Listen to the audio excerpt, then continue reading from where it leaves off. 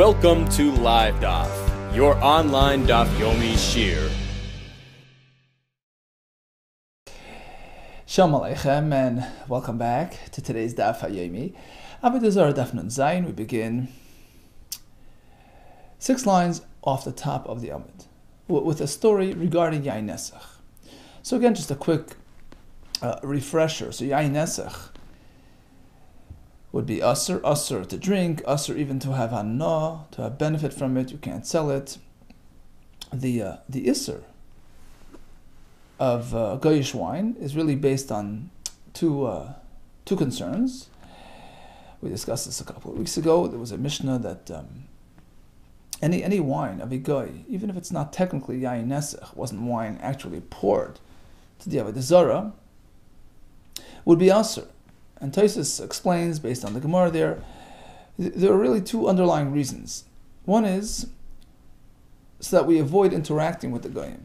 So by refraining from partaking in their wines, that serves to minimize our social interaction, which can chas v'shalom lead to intermarriage. But for that reason alone, it would be sufficient, it would be enough to make it usr to drink. Right? You can't drink their wine. But the reason why Chachamim added the Isser Hana as well, so even if it's not known to have been poured before the Avodah Zarah, just plain goyish wine would be also even Bahana, and that's based on a Yain Nesach concern, that perhaps it was taken to the Avodah Zarah, or it can lead to drinking wine which was poured, in which case that wine which is actually poured, which is actually Yain Nesach, right, poured, that is considered Avodah Zarah material, right? Takroivus Avodah Zarah, which is Asur min HaTorah, Bahana as well. But interestingly, sometimes we find, as we're going to see today, that you'll have a wine that was touched by a guy, that was handled by a guy, where we say, well, if he didn't really intend on, it wasn't really a proper interaction, it was, unintentional or whatever. And sometimes the Chachamim only applied a limited isser. They made it usr to drink, but not usr bahana, meaning you could sell it to a guy and get money in exchange for the get paid for the wine. And the reason would be because it's not goyish wine, it's your wine. It was touched, it was handled by a guy. So if there's a real concern of nesech, then it would be usr bahana. But since he only touched it or whatever, that slight interaction is only usr on account of a concern that it can lead to further interaction, it can lead to real nesech, to real pouring, in which case it would be usr. So it's enough that we just forbid it b'shtia from drinking, versus if he actually interacted properly with the wine and he slushed it, he was meshachshech, he moved his hand through the wine, that really carries a more severe concern of actual nesech, because that's the way they do it to the Avodah Zarah. In that case, it's asur all the way, even bahana. Okay, that takes us to the first story in the Gemara, 6 lines off the top. There was a story in the town of Biram, Dava beBiram. So what happened? There was a certain guy who was climbing up the palm tree to bring down lulavim, right? To sell the lulav for sukkahs. He was climbing up the tree, palm tree, and came down with a lulav. And mistakenly, as he was coming down, there was a container of wine, open wine, and the tip of that lulav came into contact with that wine. It was totally unintentional. It was not b'kavanah at all. Bahadi. As he's climbing down, naga Bereisha de luliva, so the tip of his lulav mistakenly dipped into the wine. Bereisha de luliva bichamra, and it was shlei b'kavana. He wasn't trying to do it. So the question is, what's the status of that wine?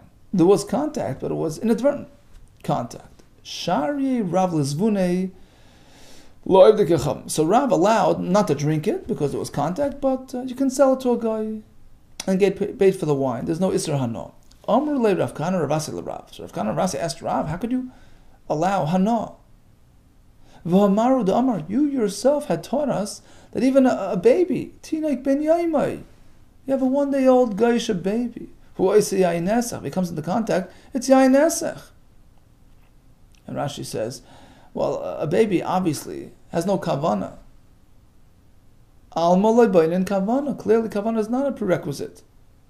So even just any sort of inadvertent contact makes this thing full yain nesach.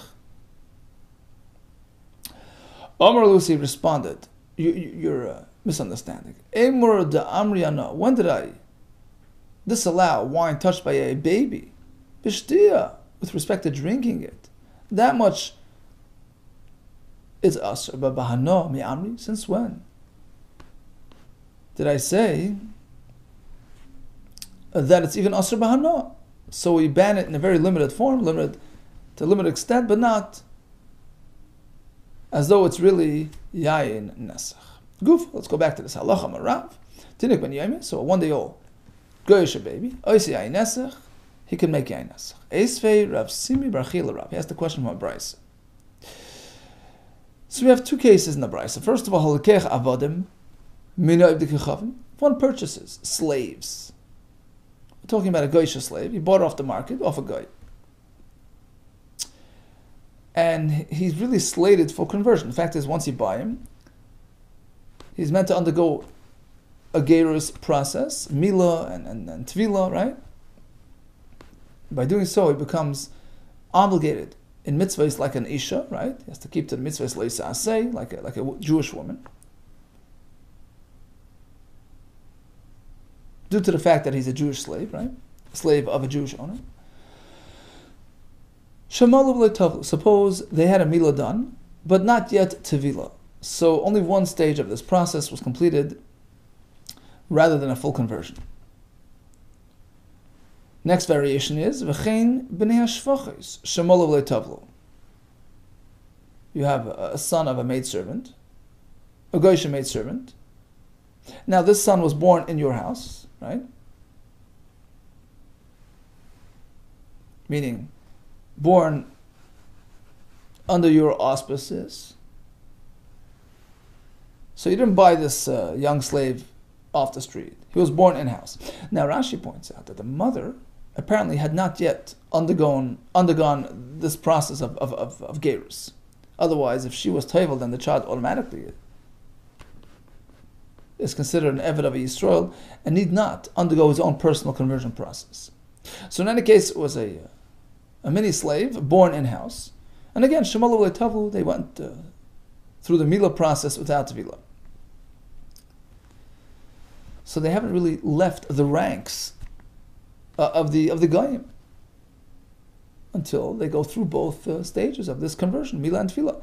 So at this early stage, they're considered like a Goy, and we know that the Chachamim considered all Goyim like they are a Tameh, like a Zav.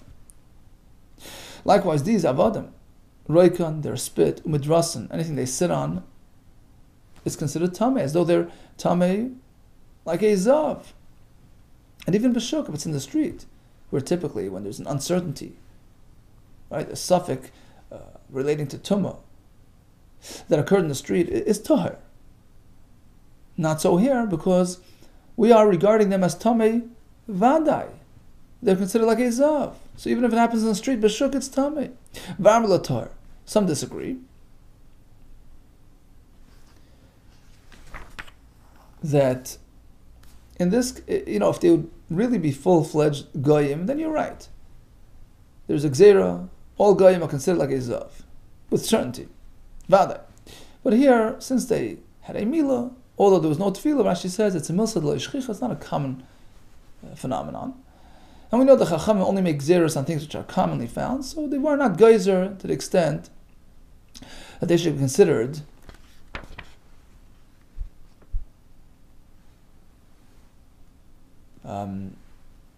a Zav.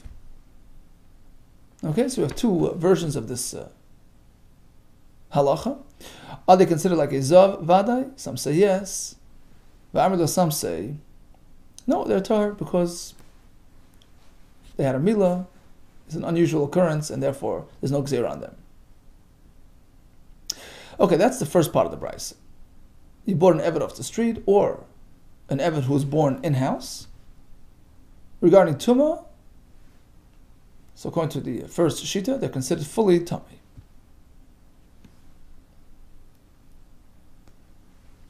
Now we shift to Yain Nesach. What is their status regarding coming into contact with wine? Yaina, they're wines. So it depends. G'dolim, if they're adults, Oisim Yain Nesach. It becomes Yain Nesach. K'tanim, if they're just minors, Ein Oisim Yain Nesach, their interaction with that wine doesn't disable it. It doesn't make Yain Nesach. What's considered Gadol? Is it an age issue, or is it a cognizance issue? Is it a stage and understanding and appreciation? Yes.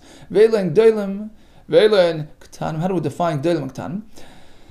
It's about cognizance. It's about awareness. G'dolim means Yoidin B'tiv Avodas Kechavim Umisham Shea, those who have an understanding, appreciation of what idol worship and its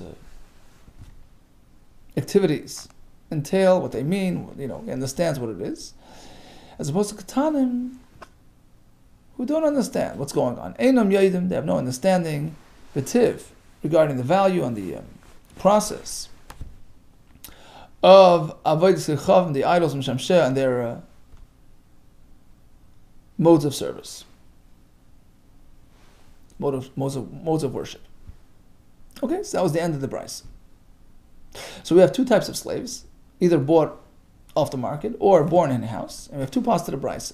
One discusses their Tumah status. Some say they're completely Tamei, some say not. And then we discuss the Yain Nesach status. Depends on their level of understanding. K'tanim, yes. In any case, what did the Bryce just tell us? G'dolim in K'tanim lay. Only an adult, only one who has understanding makes the Yain Nesach, but a katan not. Certainly not a one-day-old child. That's a Gashan Rab who says Chachamim issued that blanket Isser. The Gzeira of Yain Nesach applies to every guy, regardless of age, even a one-day-old baby. It's a Gashan Rab. Tirgum Avnei Shvachis. So Rab will tell you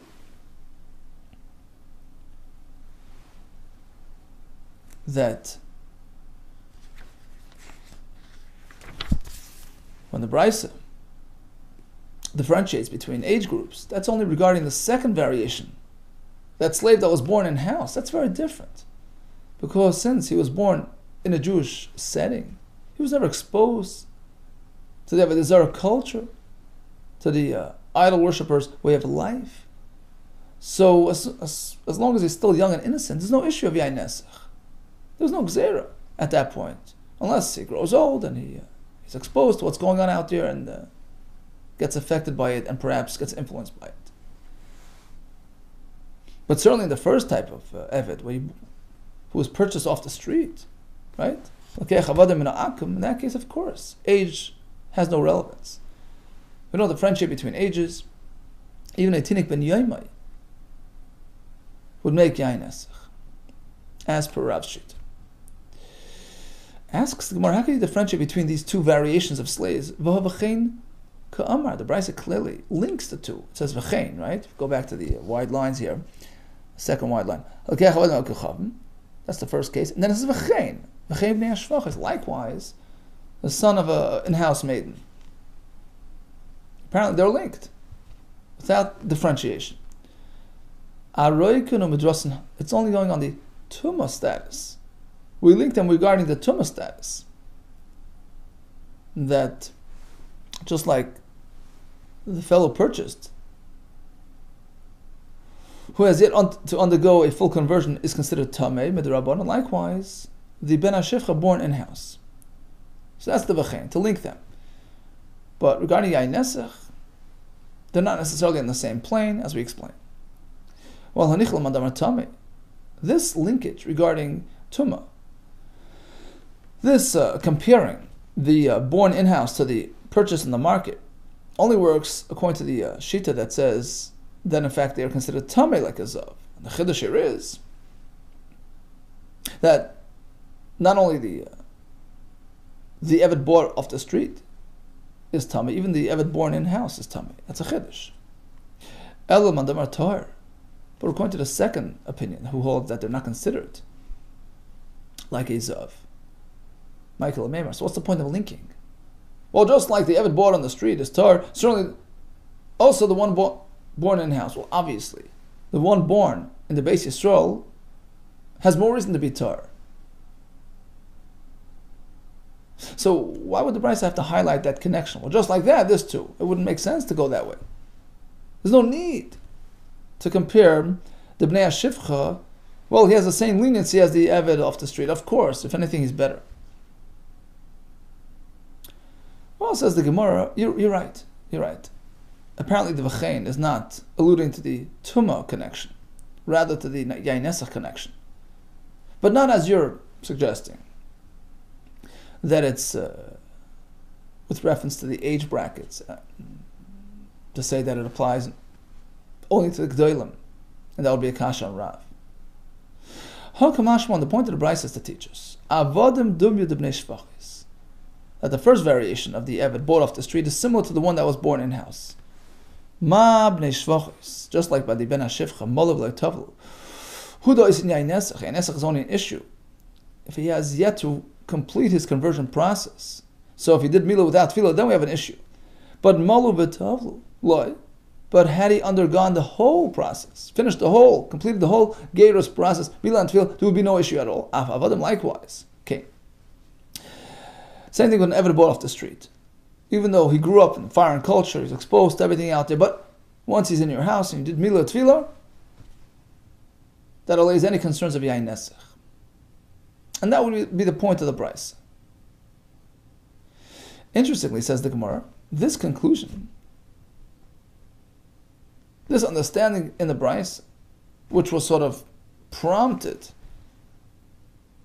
by our desire to interpret the Brisa in line with Rav's Chiddush, will actually pose a contradiction to Shmuel. Lafukim the Rachman Shmuel. We have another halacha quoting Shmuel. Don't Rachman Shmuel. Halakech avodim rabkichom. A person buys an Eved off the street from a guy. You should know it's not so easy to relieve him, to free him from his former association with Avodah Zarah.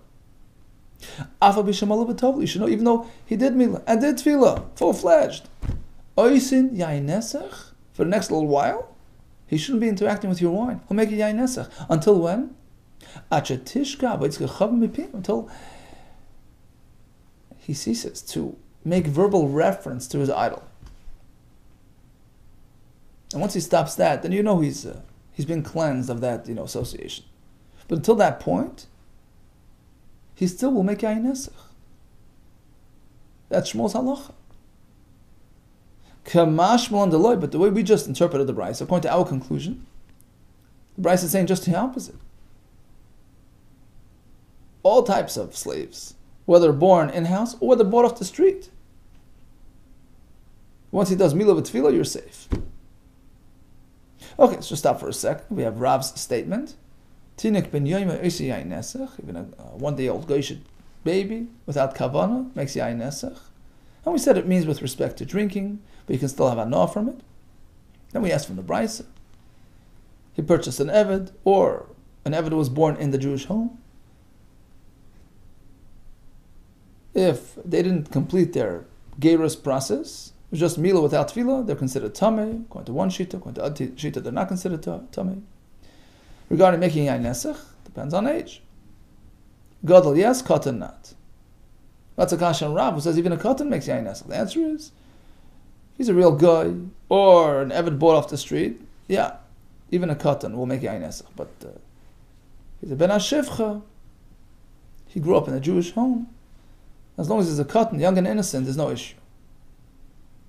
And in a sense, this Brisa is now consistent with Rav. Right? It is. It's fully consistent with Rav. But this triggered a kasha because basically, not a kasha, but according to this conclusion, we're going to have to learn the Brisa in a way which is not consistent with Shmuel, right? Because our conclusion based on this interpretation was that apparently the Brisa is promoting his teaching that the Eved, regardless of his origin, if he actually converts properly with a Milah and Tefillah, then you're safe with him. Whereas Shmuel tells us, no. You have to wait another little while until he ceases to make reference to Avodah Zarah. Okay, now that takes us to Shmuel's halacha. Guf Amrachon Shmuel.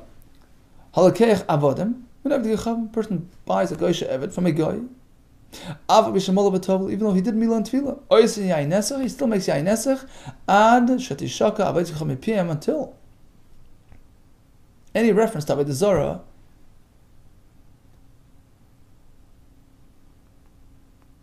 any verbal reference to Avodah Zarah stops.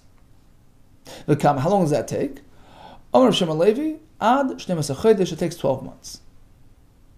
Now at that point, you know that he's totally disengaged and freed from his former association, and now he doesn't make yain nesach.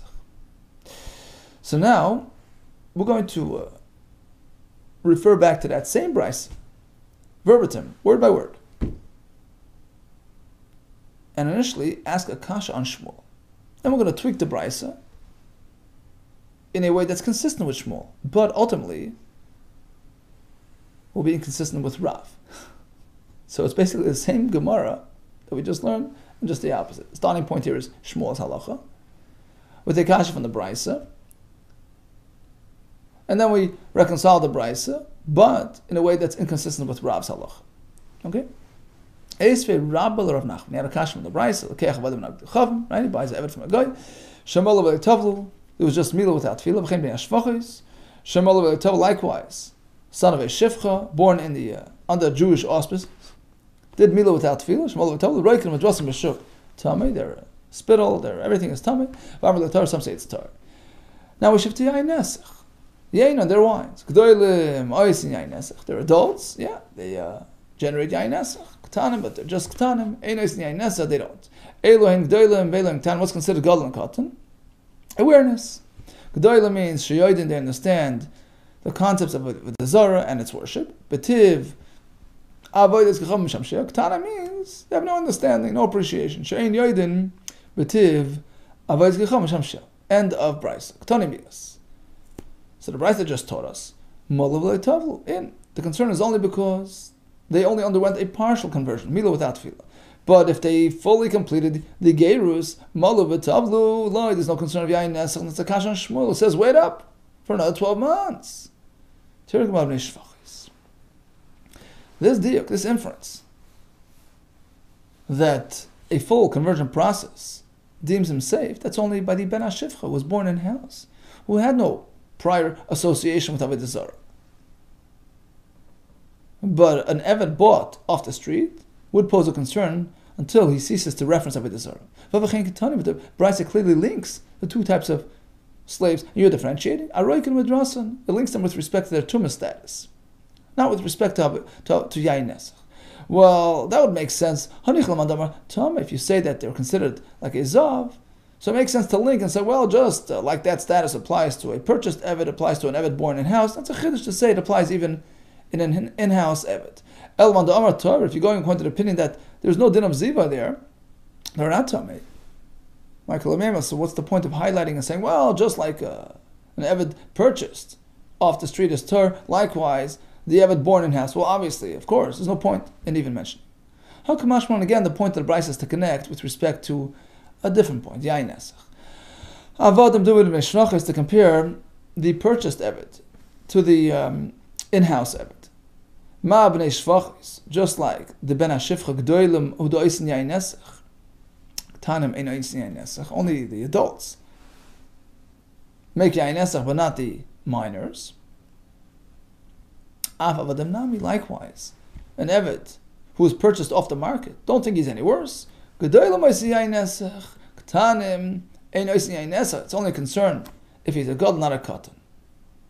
So basically, you see what happened? We had the brisa at the kasha on Shmuel. We reinterpreted the brisa in a way that's consistent with Shmuel, but we're still stuck with this v'chein. What's the point of linking? We have to come up with some point of linkage.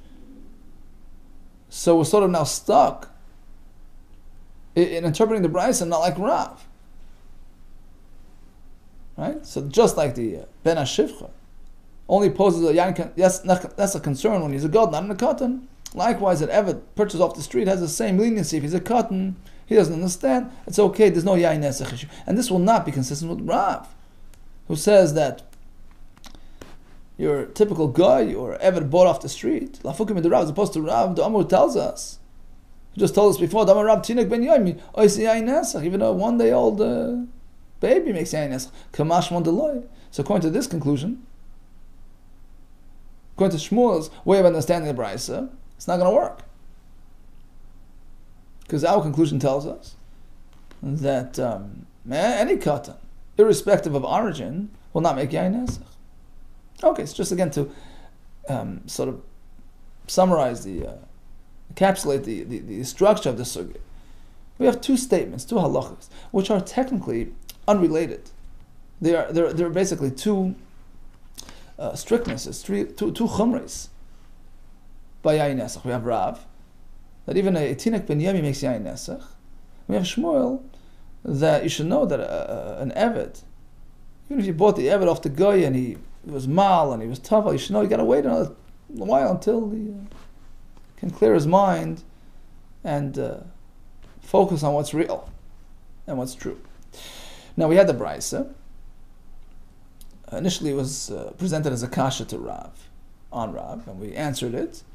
But according to our conclusion, it turns out that the Brisa in fact was teaching us that as soon as the eved, irrespective of origin, he came in and he did Mila Tefillah, he's safe. There's no yain nesach issue, which is not like Shmuel. Now we start with Shmuel's halacha, that an eved purchased off the street got to wait 12 months until he's safe with wine. We asked from the Brisa, and we answered, well, no, the Brisa is not indicating anything else. The Brisa is speaking about a different point, which is that everything is age-related. That if it's a cotton, he's not going to make yain nesach, irrespective of origin. Right? And that's not going to be like Rav, who says that an eved purchased off the street, and certainly if he's a real guy, he makes yain nesach, even if it's tinaik ben yemei. Okay, we'll pick up tomorrow with another story, which relates, of course, to yain nesach. All the best to you, and atzlacha.